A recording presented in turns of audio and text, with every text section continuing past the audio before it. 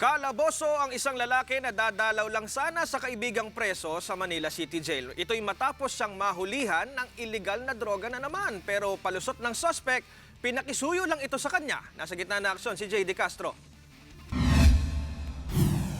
Hindi nakalusot ang 20 anyos na lalaking ito matapos tangkaing magpasok ng illegal na droga sa Manila City Jail. Nakita sa bitbit niyang gamit ang pitaka na may lamang hinihinalang shabu na binalot sa electric tape.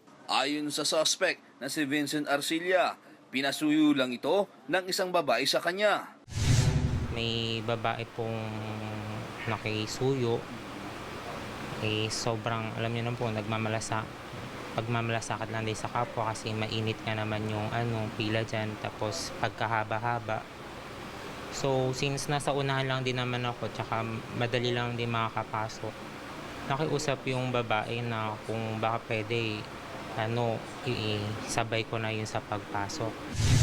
Aabot sa 62 gramo ng shabu ang nakuha kay Arcilla. Nagkakahalaga ito ng halos 100,000 piso. Ayon sa Bureau of Jail and Management Penology o BJMP, marami ng bisita ang nahuli nitong nagpasok ng droga sa loob ng selda.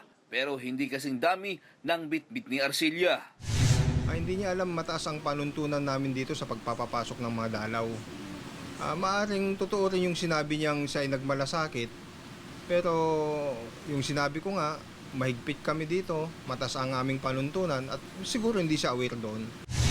Hindi na rin daw bago ang palusot ng suspect, pero iimbestigahan pa rin kung posibleng nabiktima lang ito ng sindikato ng droga. Inaalam na rin kung sino ang presong pagbibigyan sana nito ng kontrabando. Sa ngayon, kulong muna ang suspect na nahaharap sa kasong illegal selling at possession of dangerous drugs. Umaaksyon, J. De Castro, News 5. Be sure to come back. Use 5 everywhere. Copyright 2016.